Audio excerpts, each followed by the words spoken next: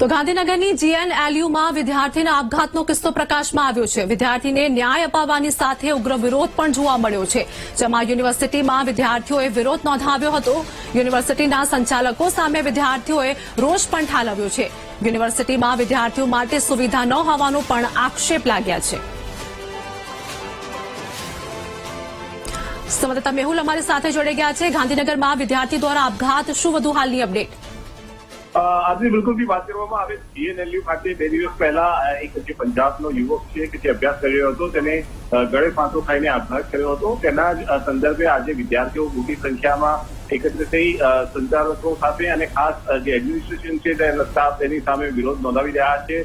વિસ્તૃત રજૂઆત તેમને જે છે તે કરી છે। અત્યાર સુધી જે પણ ઘટનાક્રમ રહ્યો છે તેની અંદર ક્યાંક ને ક્યાંક જે દુર્લક્ષતા જે છે તે જોવા મળી છે એડમિનિસ્ટ્રેશનની। વિદ્યાર્થીઓના સંદર્ભમાં ત્યાં કોઈ મેડિકલ ફેસિલિટી ઉપલબ્ધ નથી તેવો પણ આક્ષેપ જે છે તે પત્રની અંદર કરવામાં આવ્યો છે।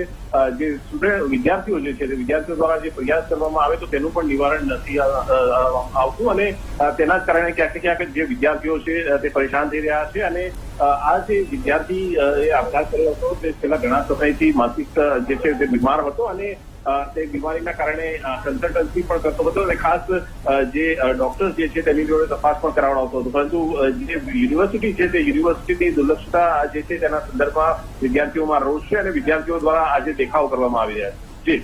જી આભાર મેહુલ સમગ્ર માહિતી આપવા બદલ।